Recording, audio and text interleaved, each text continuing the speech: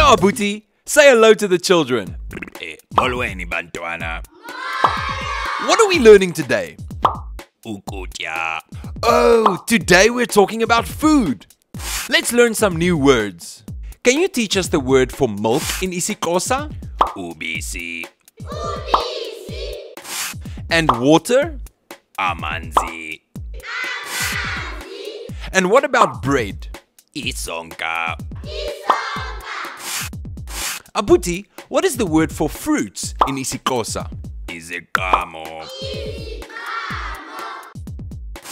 And vegetables? Imifuno. Okay, that seems easy. Now let's see what you can remember. The word for milk in isiXhosa is ubisi. And the word for water is amanzi. The word for bread in isiXhosa is isonka.